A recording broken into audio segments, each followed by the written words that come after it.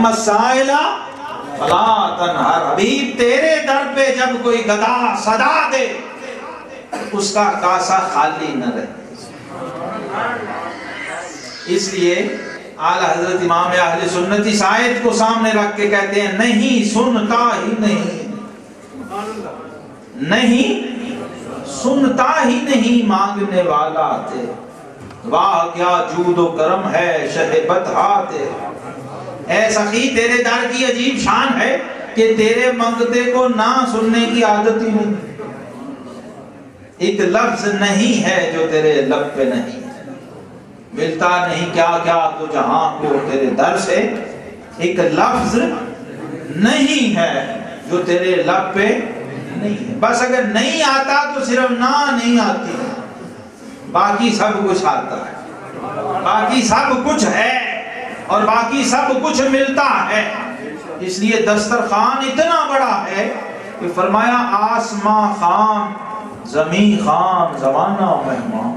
حضور یہ جو آسمان ہے یہ بھی آپ کا دسترخوان ہے اور یہ جو زمین ہے یہ بھی آپ کا دسترخوان ہے، اور صاحب خانہ لقب کس کا ہے؟ تیرا، اور میں تو مالک ہی کہوں گا کہ وہ مالک کے حبیب، یعنی محبوب و محب میں نہیں میرا تیرا۔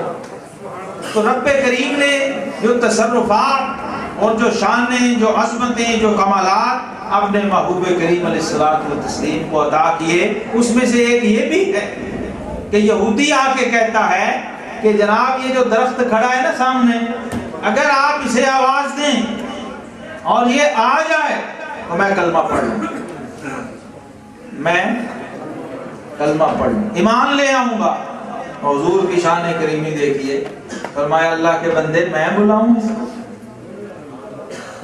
میں اس درخت کو بلاؤں تو کلمہ پڑھے گا؟ فرمایا جا، تو جا، میرے کہنے پہ جا، تو مجھے کہہ رہا ہے نا کہ اے محمد اگر تو اس درخت کو بلائے، فرمایا تو جا، محمد کی کچھ شان نہیں جانتا، میں اگر کافر کو کہہ دوں، وہ کافر تھا نا، انہوں نے فرمایا جا تو جا اور اس درخت سے جا کے کہہ کہ تجھے اللہ کے رسول بلا رہا ہے۔ اور اللہ کے رسول کی زبان کی تو بڑی شان ہوتی ہے، اگر اللہ کا رسول کسی کافر کو کہہ دے تو کافر کی زبان بھی کام کرنا شروع کر دیتی ہے۔ فرمایا جا تو جا اور اس درخت سے کہے درخت مجھے اللہ کا حبیب بلا رہا ہے۔ وہ کافر یہودی جاتا ہے اور جا کے درخت کے پاس کھڑا ہو جاتا ہے اور کہتا ہے اے درخت تجھے اللہ کے رسول بلا رہا ہے۔ اب اس درخت کی کیفیت اور اس درخت نے میلاد منا کے دکھا دیا۔ روح میلاد یہ ہے کہ سر تسلیم خم ہے جو مزاج یار میں آئے۔ ایک عرب شاعر نے عاشق کی جو نشانی ہے نا وہ بھی بتائی، انہوں نے کہا صرف زبانی دعوے عشق نہیں ہوتا، وہ کہتے ہیں لو کان حبک صادقا لاطعتہ، اگر تیرا عشق سچا ہوتا، تیرا دعوی محبت سچا ہوتا تو اپنے محبوب کا تابع نہ ہوتا، اس کا مطیع نہ ہوتا۔ ان المحب لمن یحب مطیع، کیونکہ کائنات میں یہ اصول ہے کہ ہر عاشق اپنے محبوب کا تابع ہوتا، یہ دستور ہے۔ ایسا کبھی نہیں ہوا کہ محبوب نے محب سے کچھ کہا ہو اور اس نے نہ کیا، پھر تو وہ منافق ہوا نا، پھر تو وہ جھوٹا ہوا کہ زبان سے دعویٰ کچھ کرتا ہے اور عمل اس کا کچھ، زبان پہ کچھ ہے دل میں کچھ ہے۔ تو یہ چرند پرند شجر حجر انہوں نے محبوب کی صدا پہ لبیک کہہ کے اعلان کیا کہ ہم درخت ہیں، ہم پتھر ہیں، ہم جمادات و نباتات ہیں، ہم اس محبوب کا کہا ہوا نہیں ٹالتے۔ تو اے امت تو کیسے ٹال سکتے؟ اے کلمہ پڑھنے والے اشرف المخلوقات، تو اس محبوب کی بات کو کیسے ٹال سکتا ہے؟ اس محبوب کے حکم کی خلاف ورزی کیسے کر سکتا ہے؟ ہم درخت ہو کے نہیں کرتے، حالانکہ ہمیں جنت دوزخ کا کوئی لالچ اور ڈر نہیں۔ درخت ہو کے جنت کا لالچ تھا، کوئی جہنم کا خوف تھا؟ وہ تو شریعت کا مکلف ہی نہیں۔ لیکن درخت کو اتنا پتہ تھا بلانے والا کون ہے، کیونکہ حضور علیہ السلام نے مدینہ منورہ میں صحابہ کا ایسے ہی مجمع تھا۔ آپ نے فرمایا، صحیح مسلم کی حدیث ہے، فرمایا کہ میں آج بھی اس پتھر کو پہچانتا ہوں جب مکے کی گلیوں میں، ابھی میرا امتی کوئی نہیں ہے، ابھی کسی نے کلمہ نہیں پڑھا، ابھی بلال بھی نہیں تھا، ابھی صدیق بھی نہیں تھا۔ فرمایا جب میں مکے کے صحراؤں میں اکیلا پھرتا تھا تو مجھے دائیں بائیں سے آواز آتی، السلام علیکہ یا رسول اللہ۔ میں دیکھتا تو فرمایا پتھر کہہ رہا ہے، اللہ کے رسول آپ پر سلام۔ صحابہ کے مجمع میں حضور نے اعلان کیا کہ میں آج بھی اس پتھر کو پہچانتا ہوں جو مکے کے صحراؤں میں مجھ پہ سلام پڑھا کرتا تھا۔ صحابہ کرام کو یہ تعلیم فرمائی، حالانکہ پتھر اور بھی بہت تھے، لیکن حضور نے اس پتھر کو یاد رکھا جو سلام پڑھتا۔ اس کا مطلب کیا ہوا؟ پتھر کی جنس ایک ہے، سارے پتھر ایک جیسے تھے، لیکن جس نے سلام پڑھا باقیوں سے ممتاز ہو گیا، اس پہ مہر لگ گئی۔ علماء فرماتے ہیں جس نبی نے پتھر کا سلام نہ بھلایا ہو،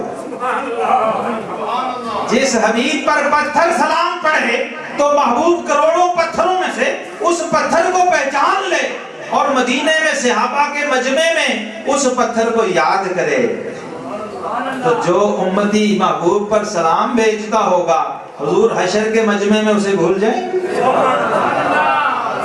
حضور پتھر کو پہچان لیتے ہیں تو امتی کو نہیں پہچانیں گے؟ یہ وہ امتی ہے جو مجھ پہ سلام پڑھا کرتا تھا۔ اور قرآن نے بھی فرمایا فَسَلَامٌ لَكَ مِنْ أَصْحَابِ الْيَمِينِ، فرمایا حبیب تیرے اوپر سلام پڑھے گا وہ جو جنتی ہے۔ حبیب تیرے اوپر جو سلام پڑھتا ہے وہ اصحاب یمین میں سے ہوتا ہے، اور اصحاب یمین میں کسی مکتب فکر، کسی سکول آف تھاٹ، کسی فرقے کو اختلاف نہیں ہے وہ کون ہے۔ ہاں قرآن کی نص ہے نا، فَسَلَامٌ لَكَ مِنْ أَصْحَابِ الْيَمِينِ، اے حبیب وہ جو دائیں طرف والے ہیں، حالانکہ اللہ دائیں بائیں سے پاک ہے، اللہ تعالیٰ دائیں بائیں سے پاک ہے، لیکن اس نے بھی لیفٹ رائٹ رکھا تاکہ فرق سمجھ آ جائے۔ لیفٹ رائٹ رکھا، حالانکہ خود پاک ہے، خود لیفٹ رائٹ کی اسے حاجت نہیں، لیکن قرآن میں لیبل بتا دیا جو رائٹ والے ہوں گے وہ سلام والے، جن کا لیبل، جن کا سمبل، جن کا بینر صلاۃ و سلام والا ہوگا، فرمایا حبیب وہی یمین والے، وہی دائیں والے، وہی جنتی۔ تکبیر، نعرہ رسالت، یا رسول اللہ، کار کی آمد، مرحبا، کار کی آمد، مرحبا۔ یہ سلام اہل جنت کی نشانی ہے، صلاۃ و سلام اہل جنت کا مونوگرام ہے، قرآن کی نص ہے، میں کوئی جذباتی بات نہیں کر رہا ہوں، قرآن کی نص ہے۔ سلام جنتیوں کی نشانی، صلاۃ و سلام جنتیوں کا لوگو ہے، مونوگرام ہے اور ان کا سلوگن ہے۔ اسی لیے کسی نے پوچھا کہ جنت میں نماز ہوگی؟ ان کا جی نہیں۔ روزہ ہوگا؟ نہیں۔ حج ہوگا؟ نہیں۔ زکوٰۃ ہوگی؟ نہیں۔ جہاد ہوگا؟ نہیں۔ فرمایا جنتی کریں سارا دن ویلے پر درختوں کے پھل توڑتے رہے، جنتی بیچارے آخر ہے جی، جنتی میں ناکام نکمے ویلے معاذ اللہ، تو پھر وہ کریں گے کیا؟ انہوں نے فرمایا جب بن دیکھے سلام پڑھتے رہتے تھے، دیکھ کے خالی بیٹھے رہے۔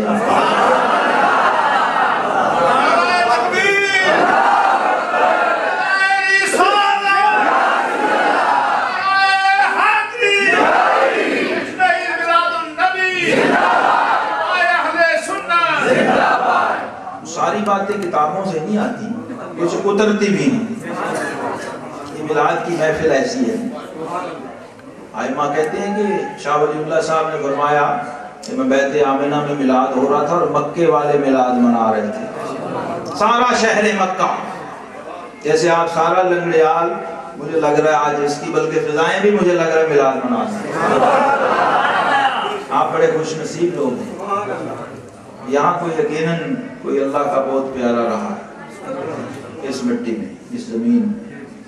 میں پہلی دفعہ میں آج پہلی دفعہ، لیکن مجھے خوشبو آئی، یہ تو بڑے خوشبو کرم، سپیکروں میں بھی لکھا ہوا، سپیکروں میں بھی خوشبو کرم لکھا ہوا، اندر کتنی خوشبو ہوگی ماشاءاللہ۔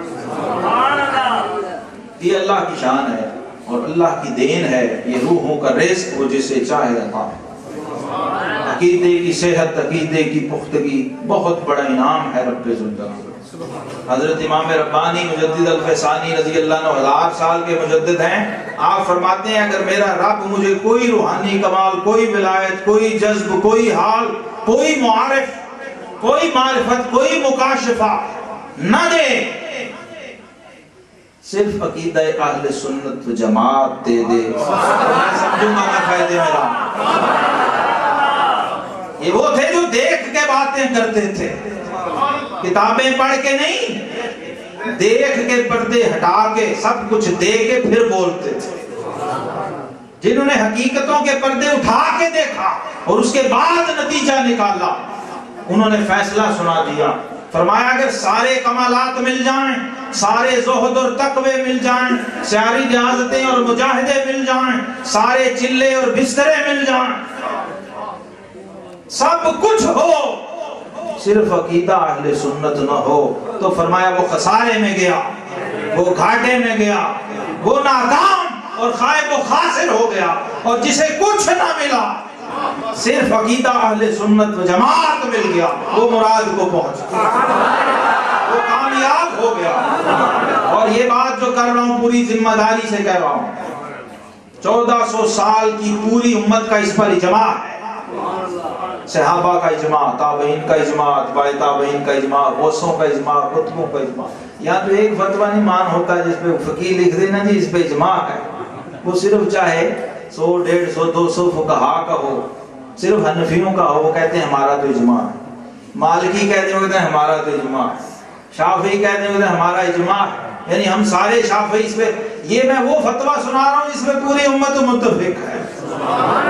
ابو بکر صدیق رضی اللہ عنہ سے امام مہدی تک سب کا یہ فتویٰ ہے جو میں آپ کو سنا رہا ہوں کہ عقیدہ اہل سنت و جماعت نہ ہو تو نہ تہجد کام آتی ہے، نہ فرض کام آتا ہے، نہ واجب، نہ نفل، نہ مستحب، کوئی چیز کام نہیں آتی۔ عقیدہ اہل سنت و جماعت ولایت کی پہلی شرط ہے ایمان کے بعد۔ ولی ہو نہیں سکتا، میں کہا کرتا ہوں جو ولایت کو مانتا ہی نہیں اس نے ولی خاک بننا۔